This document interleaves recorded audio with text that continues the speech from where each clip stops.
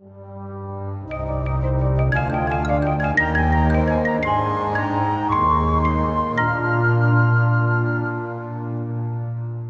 second tithe. The second tithe is for feast day celebrations. That's what it says. And there you shall eat before the Lord your God.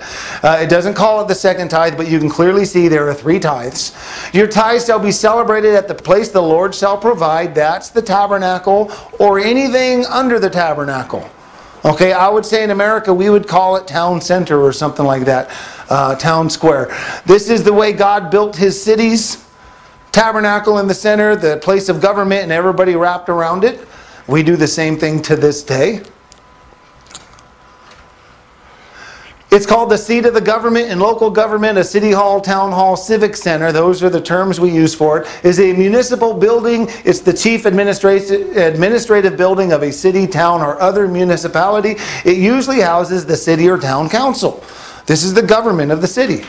City hall. That's one of those terms up here. New York City Hall is the seat of the New York City government. It's located in the center of City Hall Park in the Civic Center area. The Civic Center. A civic center is a prominent land area within a community that is constructed to be its focal point or center. This is the way God constructed his city. Town square. A town square is an open public space commonly found in the heart of a traditional town and used for community gatherings. The scripture calls this feast days. Okay, see how we kind of build it the exact same way God said? We're just doing the wrong feast days. So remember, God was building a nation. He started out with the seat of the government. That's the tabernacle. This was the heart of the city. This is where public business took place. So any public business always happened there. Courtrooms, feast days, it always happened there. It is also where public parties or feasts took place. We are allowed to grow. In fact, we have been growing since day one. We started out with a tabernacle, a tent. God quickly changed it to a temple. Because we're now settled in the land. We're growing. You can see the courtyards on the outside of both the tabernacle and the temple. We still do the same thing today. We have our judicial buildings. We have parks on the outside. People can rent these facilities and throw feasts and parties at these. In fact, here's a picture of one. In old time days, this is a party right outside of town square. We used to do it. If you've seen like an old Western, they used to do this stuff. This is what God planned. Our problem is we're not doing his feasts. So here we are in Murrieta. I don't know much about Murrieta, but there's a town center in almost every location, and our government should be hosting God's feasts. They're not. So what do? Well, we do it anyways. We obey God and keep his commandments on our own, right? So that's the spirit of the law. If our government's not doing it, then we do it. There's plenty of places to celebrate God's feasts all on our own. It's not necessary. If the government doesn't want to follow God, we can choose to do it. Today we still have holidays in town square. We do New Year's, 4th of July, Christmas. You can see them on TV all the time. We're just doing the wrong ones. That's our problem. And I don't know that America ever did do the right ones. There's really no huge penalty for not keeping God's feast. It's just a lack of a blessing. God said he's not going to, bless us for not keeping them. But in the beginning, wasn't Christmas like something? It was. We weren't allowed to do it. What I can't find is a lot of history of doing Passover, tabernacles. I don't see that in America. A lot of the real pagan ones we didn't do. They were against the law. But I don't see that we were doing the ones God commanded us. And that was our fault. We should have been doing them. Yes? I'm wondering if, and this is something I've always believed, is there's a need to keep feasts. Yes. He set a need for the feasts. And by not doing God's, it creates a vacuum that allows the pagan ones to come in and take over. That might have been our downfall right there. Had we started out doing God's, maybe we would have stayed with it longer. Right.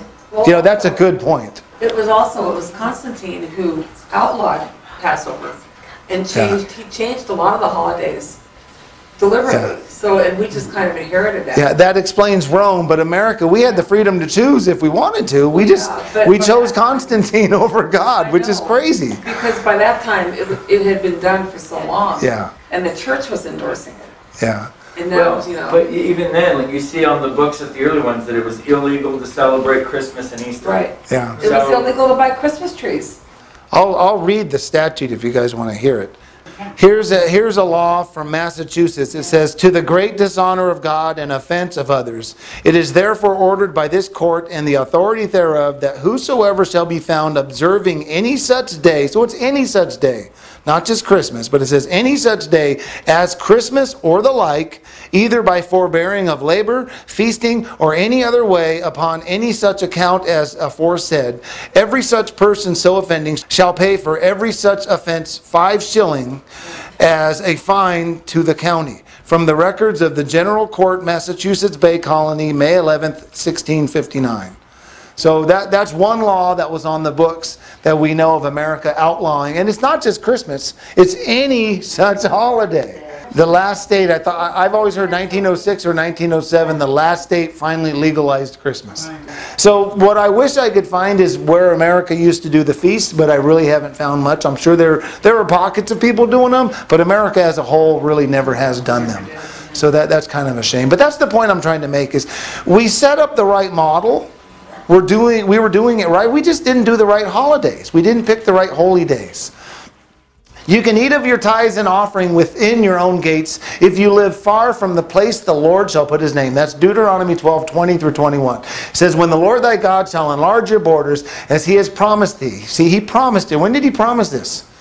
Abraham. He told Abraham, I'm going to make you many nations.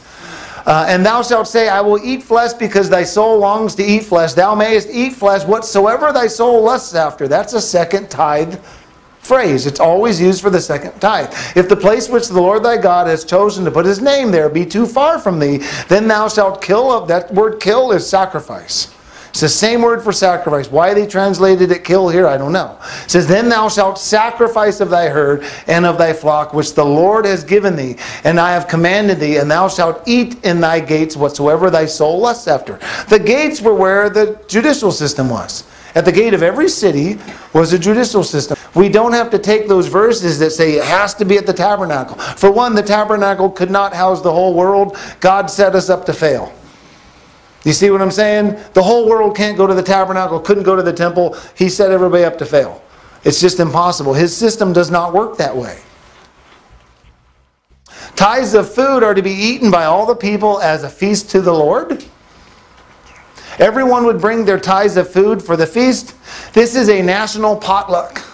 If you really think about it, that's exactly what it is, a national potluck. Today is the Feast of Weeks. The whole nation's going to gather in their location and have a potluck. Number 6, the second tithe is for whatever your soul desires. See that phrase? That's a phrase for the second tithe. Whatever your soul lusts after. That's what the second tithe is for.